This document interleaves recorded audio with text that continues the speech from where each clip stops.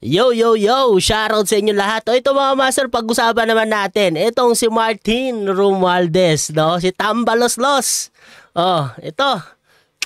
Parang presidente lang ah. Parang presidente lang ah. Oh, no, di ba? Tapos umiiyak sa Supreme Court. Dahil sa desisyon nila na unconstitutional itong impeachment case laban kay BP Sara Duterte. Ewan ko talaga sa inyo. Oh my goodness talaga, Tambi. O anyway mga master, simulan na natin to. Pero bago tayo magsimula, syempre shoutout sa inyo lahat. At kung nagustuhan nyo tong video na to, sana huwag nyong kalimutan na mag-like at mag-subscribe dito sa ating YouTube channel. Maraming salamat mga master. O simulan na natin kagad ito. With full respect to the Constitution, in defense of institutional balance, and in the name of the Filipino people, the House of Representatives has filed a motion for reconsideration. Nag-file sila ng motion for reconsideration. Pero sinabi na, no? Sinabi na ng Supreme Court na final na yung decision ng Supreme Court. So, kahit nag-motion sila, wala nang habol itong House of Representatives. Di ba? So, ano na lang, ang nangyayari, iyak na lang talaga. Before the Supreme Court. This is not an act of defiance. It is an act of duty.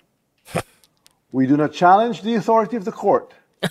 We seek only to preserve... Self-defeating statement ka rin, no? Hindi mo yung sina-challenge. Pero nag-motion for reconsideration kayo. So, sina-challenge nyo. Hindi ka talaga pwedeng maging presidente at Tambi. Well, parehas lang naman ngayon ni Bangag Jr., no? Si BP Sara kasi, pinaubaya yung pagiging presidente dito kay BBM. Yan tuloy, naging presidente, no? Pero parehas kayo. Di ba? Ito si Tambi, wala talaga. Hindi ka talaga karapat dapat maging presidente. Kasi ngayon pa lang, weak ka na. Paano pa kaya pang naging presidente ka? Di ba? House Speaker ka pa lang, weak ka na. Paano pag naging presidente ka pa? Mas lalo kang magiging weak. Di ba? Nakikita natin na mahina si Martin Romualdez. So, hindi talaga pwede. Hindi talaga pwede. The rightful role of the House. The voice of the people in the process of accountability. Let us be clear.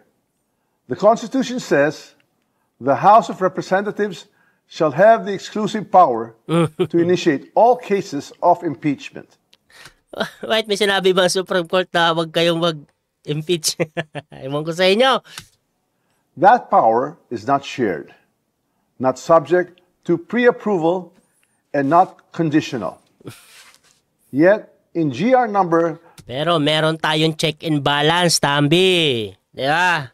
Hindi porket meron talaga kayong kapangyarihan na ganyan, pwede nyong abusuhin. No, hindi pwede yun. Di ba? Hindi po pwede yun. Di ba? Kasi kung ganun, di ba parang, kayo na hindi pwedeng pakialaman, ganito ganyan, kasi meron kayong constitution na ganyan, di sana hindi nyo rin pinapakialaman yung executive department.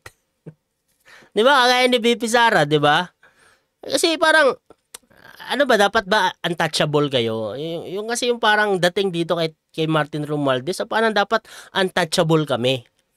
Na parang dapat, mandato namin yan, dapat ganito, ganyan, ganito, ganyan. No, may check and balance tayo. At nandyan ang Supreme Court. Di ba? Nandyan ang Supreme Court para tignan kung balanse ba or tama ba yung mga due process na ginagawa nyo. 278353, the Supreme Court ruled otherwise. Based on a misreading of facts and a retroactive imposition of the new rules. Grabe. On February 5, 2025. Mukhang may binabasa ka pa. Mukhang may binabasa ka pa. My goodness. Ay, wala naman masama sa may binabasa, no? Pero, so, kabisaduhin mo naman. 3 minutes lang yung video mo, kabisaduhin mo na. Di ba? The House transmitted the 4th impeachment complaint. Filed and signed by 215 members to the Senate.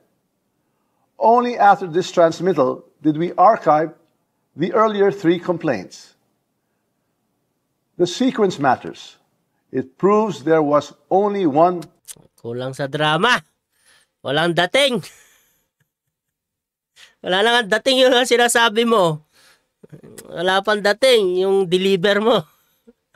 Yung delivery. Dapat meron, di ba? Para meron kahit pa paanong diin. Wala eh. Sabaw na nga yung sinasabi. Tapos sabaw pa yung pagsasalita. Wala. Ang resulta, sabaw din.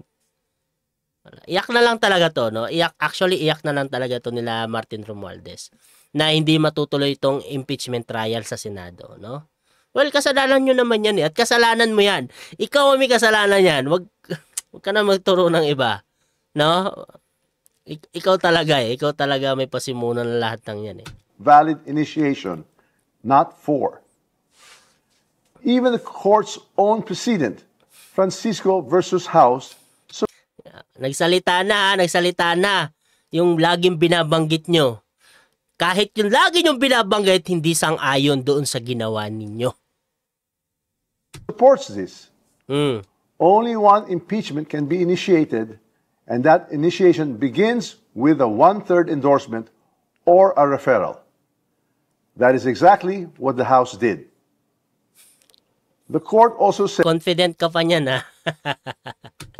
the Vice President was denied due process because she was not furnished a copy or given a chance to respond. But nowhere in the Constitution is that required before transmittal. Mali ka. Meron, Martin Romualdez. Lahat ng tao, di ba, may karapatan. Nasa Constitution yan natin. Kahit anumang, paghuhusga yan, dapat laging merong karapatan ang isang akusado. Di ba, kahit impeachment pa yan, may karapatan siya. 'Di ba, bilang Pilipino na sumagot doon sa complaint. Yan na naman tayo eh. Kaya bulag na bulag yung mga taga-suporta nyo eh. Mahina sa batas dahil din sa inyo. Kasi ganyan yung pinapasok nyo sa mga kukote nila. Meron tayong karapatan. 'Di ba? Kahit sino pa yan. Kahit ikaw. Kahit si Bangag Jr. may karapatan. In fact, in all past impeachments, the trial and the right to be heard take place in the Senate. To invent new rules now and apply them retroactively is not just unfair, it is constitutionally suspect. Let me say this with candor. A government of laws cannot allow any branch to become the judge of its own accountability. The Supreme Court is a co-equal branch of government. Its wisdom is deep, its authority is real. But its members, like the President and the Vice President, are also impeachable officers. When the So, anong ibig mo sabihin dyan? court lays down rules for how it or others like it may be impeached, it puts itself in the dangerous position of writing conditions that may shield itself from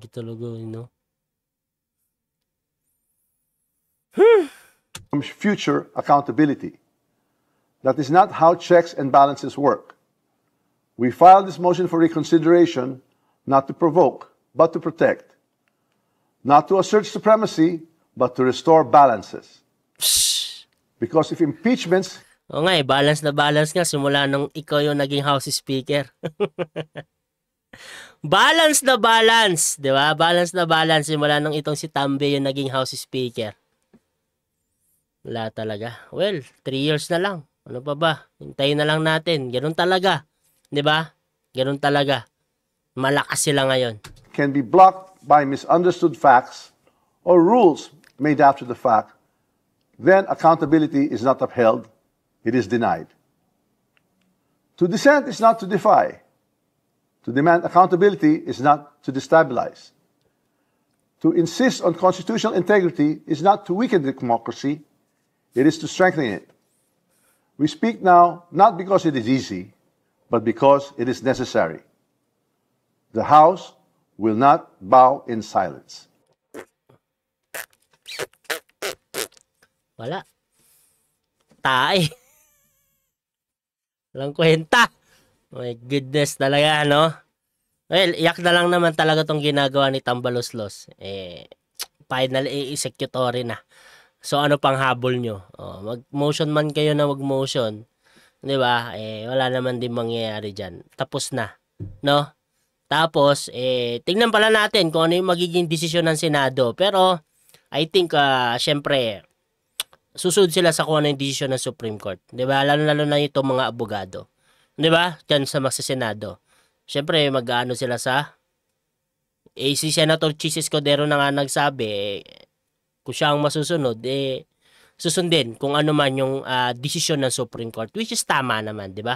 O anyway mga master, dito na lang muna natin tatapusin tong ating video at maraming salamat sa pagsama sa ating video, no? Sana huwag nyo munang kalimutan na mag-like at mag-subscribe dito sa ating YouTube channel. Maraming salamat mga master. God bless po sa inyo lahat.